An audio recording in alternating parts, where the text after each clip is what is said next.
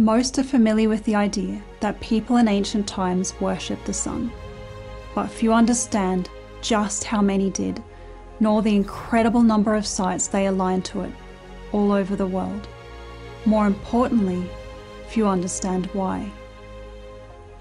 The sun was used as the greatest symbol of the divine across the ancient world for thousands of years.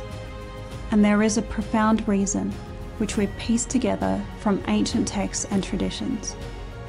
It's not to do with growing crops, though this was important to people then, as it is now.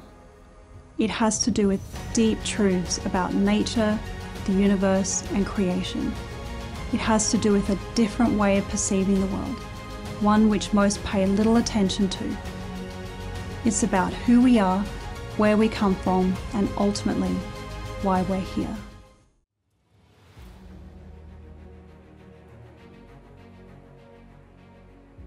Many of the great civilizations of the ancient world venerated the sun, such as the Hittites, Assyrians, Phoenicians, Egyptians, Japanese, Chinese, Khmer, Persians, and Sumerians. The most famous civilizations of the Americas, like the Olmec, Maya, Aztec, and Inca of Central and South America, and numerous peoples of North America, including the Anasazi, Hopi, Zuni, mound and megalith builders, likewise worshipped it as their supreme divinity. The ancient civilizations of Europe, such as the Cucuteni Tripilia, the megalith builders and Minoans, all held it in the highest regard, as did the Sami of Fennoscandia. Those in the Indo-European tradition, like the Vedic civilization of India, the Scythians, Thracians, Armenians, Greeks, the Celts and Druids, Germanic, Nordic and Slavic people all worship the sun. Ancient sun worship is also found across the islands of the world, such as on Easter Island, the Canary Islands and New Zealand. Even the legendary civilizations of Atlantis, Hyperborea and Shambhala were said to be inhabited by those who worshipped the sun. The Romans too venerated the supreme sun until it was replaced by another, less obvious form of sun worship. After years of research, my husband and I came to discover that these traditions stem from a once great ancient religion of the sun that dawned far back in the depths of prehistory, possibly tens of thousands of years ago, and spread out across the world. Yet sun worship has often been seen as little more than the instinctive impulse of primitive people to make gods out of those things necessary to their survival. However, those who venerated it built the greatest ancient civilizations and the most advanced and enigmatic sacred sites on the planet, all of which are aligned to the sun. Like the Great Pyramids and Sphinx, Stonehenge, the statues of Easter Island, Newgrange, Glastonbury Tor, Chaco Canyon, Teotihuacan, Machu Picchu, Minadra, the Ziggurat of Ur, Angkor Wat, Nebelivka Temple, Arcane, and the list goes on and on and on. They built astronomically aligned cities, temples, pyramids, mounds, dolmens, statues, and standing stones in almost every part of the world. But the question is, why? Looking more deeply, we found a far more profound explanation for the worship of the sun. Ancient people knew that the sun had a spiritual side, which manifests as the material sun we see in the sky, and that as well as being the material source of creation, it was also the spiritual source. On a material level, to anyone who observes the cycles of nature, it becomes clear that the sun is the greatest source of light and life. Without it, nothing could exist. It is a star, just one of countless number, but the one we share our closest relationship with. It is what feeds and nourishes all life on our planet and is our sustainer. It is also our creator. Current scientific theory states that at the dawn of the universe, from a fiery burst of light, came the building blocks of life. These atomic particles first coalesced to form stars, and from these stars, almost all elements were created, which they continually eject into space, becoming planets, worlds, and life forms. We and everything around us are literally made of the stuff of stars. It too is a great destroyer, eventually pulling all things back into itself to be consumed and remade in another great cycle of life. Truly, the sun and stars are king of creation, just as they were described in ancient texts, like the Vedas of India, where the sun god was praised as the universal creator, sustainer, and destroyer.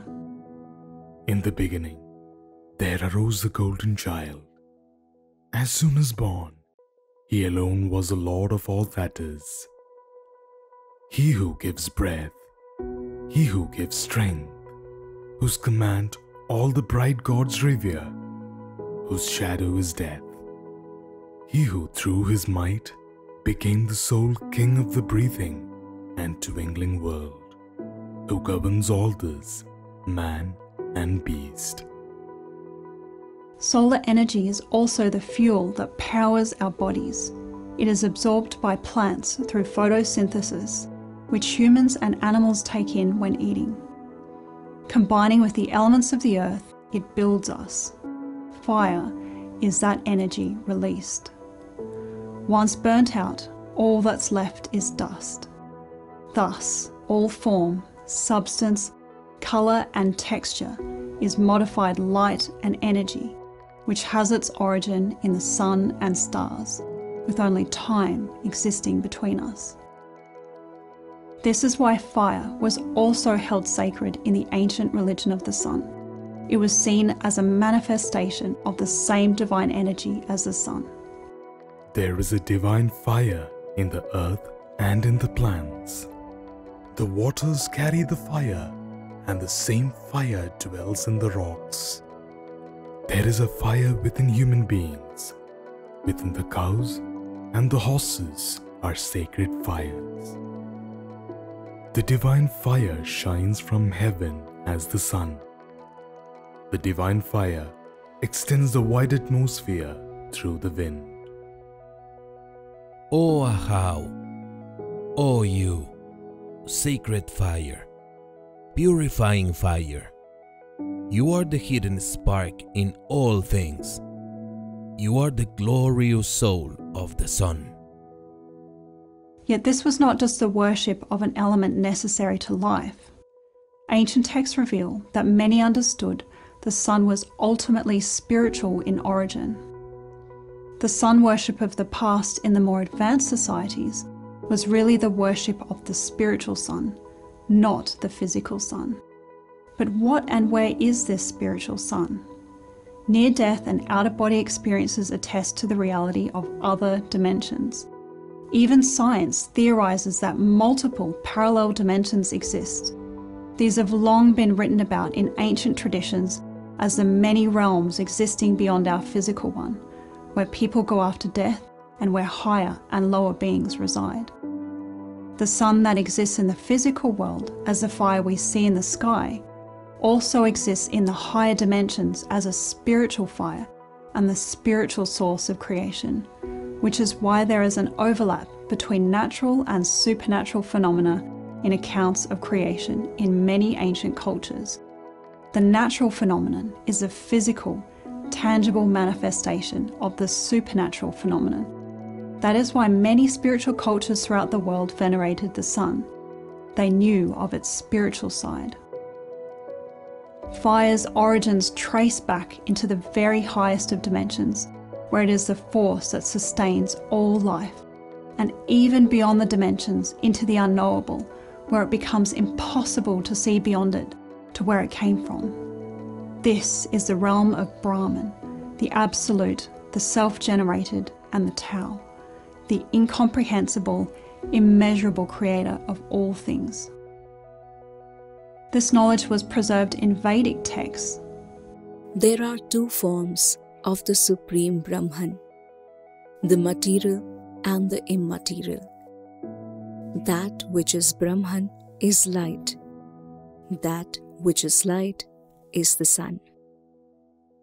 It was also preserved in the traditions of the Hopi, in which the sun is merely the material manifestation of an otherwise unseen creator. While the sun himself is a deity, the chief of our solar system, his is but the face through which looks the omnipotent creator, Taoa, who stands behind. It too was preserved by the Celts. The eye of the great God, pouring upon us. Glory to thee, thou glorious sun, face of the God of life.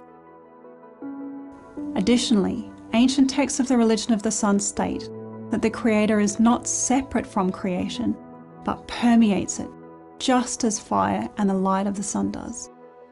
Although we see the sun as a distant object, its light pervades Earth's atmosphere, and so we live in an environment illuminated by light, either from the sun, stars, or reflected by the moon, and from the same elements on Earth, such as fire and electrical light.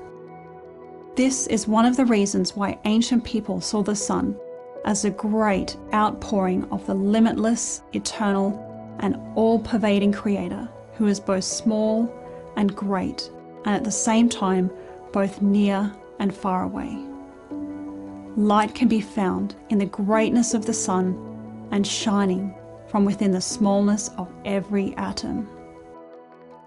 The great Tao floods and flows in every direction. Everything in existence is clothed and nourished by it, but it doesn't lord over anything. Aimless, ambitionless, it might be called small. Everything in existence returns to it, and still it doesn't lord over anything. Thus, it might also be called great. The self seems to move, but is ever still. He seems far away, but is ever near. He is within all, and he transcends all. The self is everywhere. Bright is the self, immanent and transcendent. He it is who holds the cosmos together. Going further, the sun was seen as a manifestation, along with all the other stars, of a central invisible sun, which was the ultimate source of all light and all creation. There is now possibly a scientific correlation with this in the electric universe theory, which states that stars may be anodes of an electric current of energy flowing across the universe and originating from the invisible plasma existing throughout it. Thus, the energy powering the stars may be coming from some mysterious, invisible, higher dimensional source, the central, invisible sun of the ancients. As the one sun illuminates the whole earth, so the Lord illumines the whole universe. Indeed, the electric universe theory postulates that this energy is the very basis of our universe, manifesting itself as fire, lightning, and the sun, which ancient practitioners of the religion of the sun have long seen as being connected. The sun was also said to be the source of the eternal self that resides within every living being, which was seen as unique sparks of the one great light. The sun gives light and life to all who live. It is the prana of the universe. The wise see the Lord of love in the sun, rising in all its golden radiance. As from a blazing fire, thousands of sparks leap forth, so millions of beings arise from the Lord of love. The face of truth is hidden by your orb of gold, O sun. May you remove your orb, so that I, who adore the true, may see the glory of truth. O nourishing sun, source of life for all creatures, subdue your dazzling splendor, so that I may see your blessed self. Even that very self am I. Thus the sun and stars were used as a symbol of the eternal self of every being. Following the ancient axioms of as above, so below, and as within, so without, every being is said to have an individual sacred sun that is of the same substance as the Creator. In Egypt called the Ak, and in India Atman.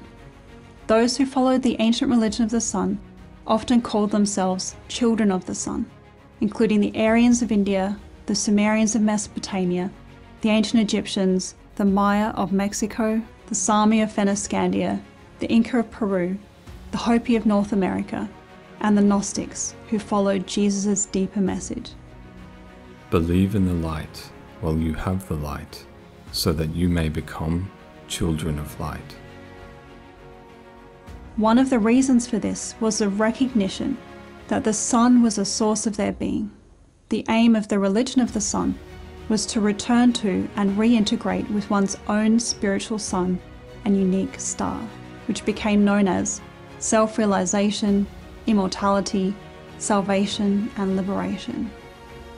May you open your place in heaven, amongst the stars of heaven. You are indeed the unique star. Jesus said, each of you has his own star. Arising from the surrounding darkness, seeing the higher light, we have reached the Godhead, the Divine Sun, the Supreme Light. The king went, with his aim attained, to the northern path. There is here no going by any byway. This is the path to Brahman. Bursting open the door of the sun, he departed by the upward path.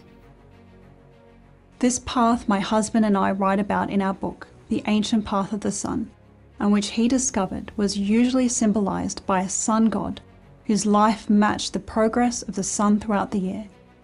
Many have noted how numerous gods of the ancient world share similar life stories, and how the events of their life match the journey of the sun, leading them to conclude that these gods were simply representing the sun to simple-minded farmers. But what most fail to realize is that the natural world is imbued with the divine. Thus, nature was often used as a symbolic language that encoded universal truths. On a more mundane level, they signified the life-giving power of the sun and its influence over the seasons, which is essential to sustaining life. On a profound level, they encoded the path to the sacred sun, which was often only revealed to the initiated in mystery schools. Thus, the events in the life of the sun god incorporated the symbols of the seasons and their major turning points to deliver a twofold religious teaching.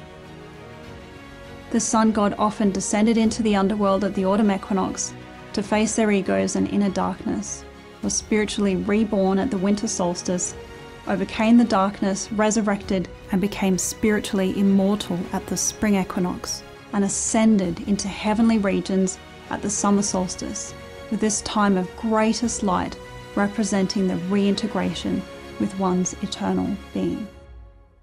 Osiris, you shine on the horizon, and you flood the world with light, like the disk at break of day. Your diadem pierces heaven, and becomes a brother to the stars, O you form of every god. I stretched out my hands and my arms toward Osiris. I am found pure, at the great place of the passage of souls. O you doorkeepers, I have made my way to you. I am like you. I have come forth by day. This path of the sun formed the essential initiatory pattern of ancient mystery schools in Egypt, Europe, Asia, and the Americas for thousands of years.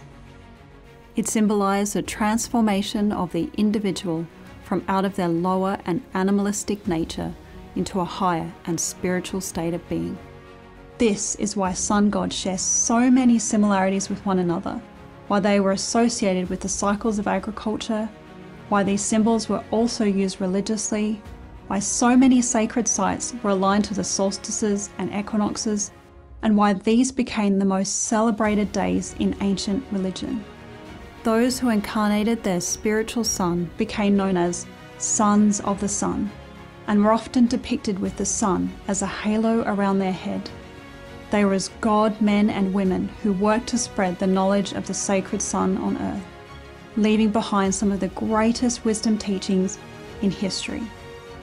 The sun too was used as a symbol of consciousness, our inner spark, which has its seat in the pineal gland within the body, and was depicted as a third eye, or sometimes as a single right eye. It is by perceiving with consciousness the spiritual part of us that ancient peoples, and we still today, are able to sense the spiritual in nature. Within its cycles, beauty and power are imbued the divine laws and truths of creation. Somehow, we have always felt the presence of our great Earth Mother, Heavenly Sky Father, and their spiritual Son, depicting them in the image of countless gods and goddesses that ultimately express the same thing. This is how the sun became the most celebrated object in history and the focus of the most incredible sacred monuments. This is how our ancient religion is returning. We know it, we feel it, we remember, because we are children of the spiritual sun.